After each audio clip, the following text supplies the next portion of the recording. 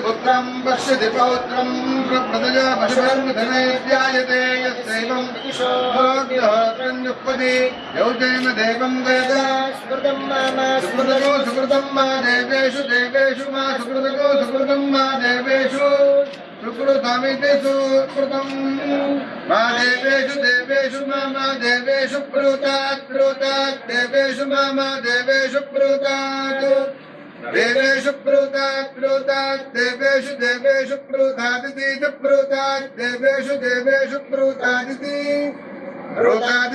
प्रोतादिति देवेभ्यो देवेभ्य प्रोतादिति देवेभ्यः इति देवेभ्यो देवेभ्य इति देवेभ्य एवैव देवेभ्य इति देवेभ्य एव देवेभ्य एवैव देवेभ्यो देवेभ्य एवैनमेनमेव देवेभ्यो देवेभ्य एवैनमेनमेवैवैनमैनमेवैवै नमः एनमैनमे नमः वेदयक्तैनमे नमः वेदयति आवेदयक्तवेदयक्तावेदयक्तन्मनवेदयक्तावेदयक्तनो वेदयक्तन्मनवेदयति वेदयक्तन्मेनमे नमनु वेदयति वेदयक्तन्मेनं अन्वेनं देवा देवा एनमन्वेनं देवाः एनं देवा देवा एनमेनं देवा बुद्ध्यन्ते देवा एनमेनं देवा बुद्ध्यन्ते देवा बुद्ध्यन्ते देवा देवा बुद्ध्यन्ते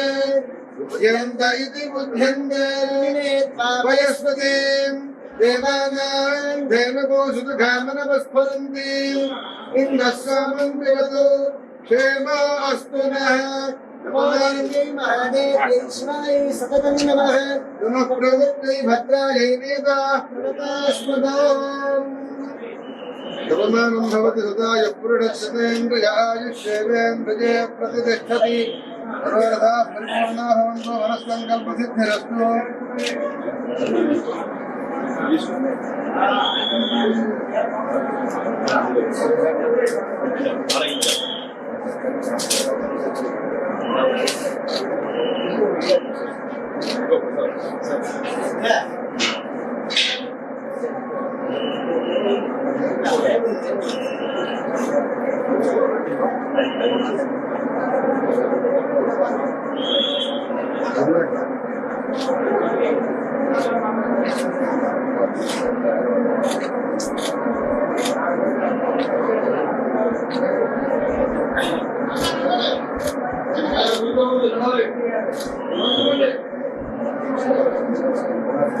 మీరు చెప్పిన సూత్రం పాటిస్తున్నాను సార్ నేను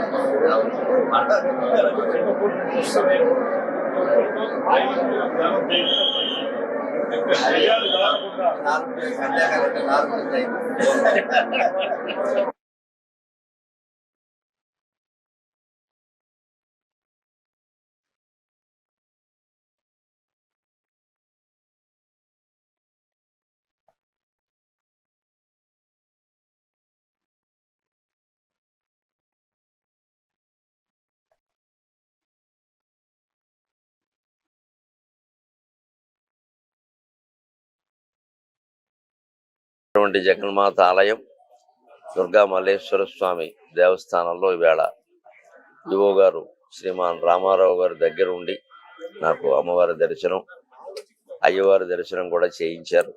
ఇక్కడికి కేబిఎన్ కళాశాలలో మల్లేశ్వర స్వామి దేవస్థానం వారి ఆధ్వర్యంలోనే శంకరాచార్య స్వామి రచించిన కనకదుర్గానంద లహరి స్తోత్రం మీద 2 రోజుల ప్రవచనం కోసం అదృష్టవశాత్తు ఇక్కడికి రావడం జరిగింది. ఆ సందర్భంగా కార్తీక మాసమైనా ఆదివారమైనా తప్పనిసరి అమ్మవారి యొక్క దర్శనానికి వచ్చాం. భక్తులు మమ్మల్ని మన్నించాలి, మా కోసం అందరినీ ఆపేస్తారు.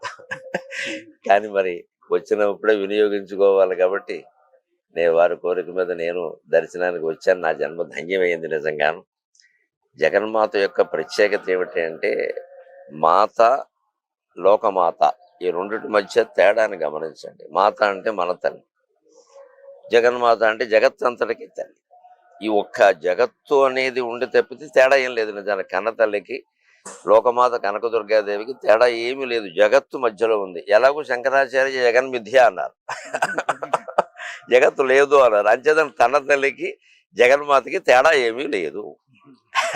అంచేత మన ఇంట్లో ఉన్న తల్లిదండ్రుల్ని గౌరవించి వాళ్ళని వృద్ధాశ్రమాల పాలు చేయకుండా ఇంట్లోనే ఉండి కొడుకు కోడలు చూసుకోగలిగితే ఇక్కడి నుంచే దుర్గాదేవి వారందరినీ ఆశీర్వదిస్తుంది.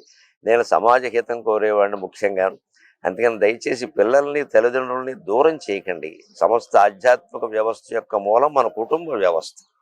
కుటుంబంలో ఇవాళ పెద్దవాళ్ళు కనపట్లేదు, పిల్లలు కనపట్లేదు. మీ పిల్లలు ఎక్కడున్నారంటే అమెరికా అంటున్నారు, పెద్దవాళ్ళు ఎక్కడున్నారంటే ఏమో అంటున్నారు. ఇక ఈ ఇద్దరు ఇంట్లో ఉండి చేసే పని ఏమిటి?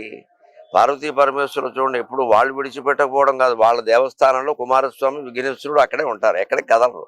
వాళ్ళు హాస్టల్లో చేర్పించలేదు, వాళ్ళు ఇంగ్లీష్ మీడియంలో అసలే చేర్పించలేదు.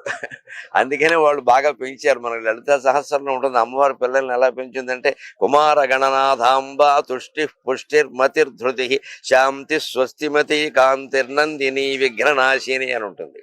పిల్లల్ని ఎలా పెంచాలంటే తుష్టికి పుష్టికి మతికి ధృతికి ముందు వాడు సంతోషించేటువంటి ఆహారం పెట్టాలి, అది పుష్టి పోషక విలువలు కూడా ఉండాలి. మతికి మేధాశక్తి పెరిగేలా చేయాలి.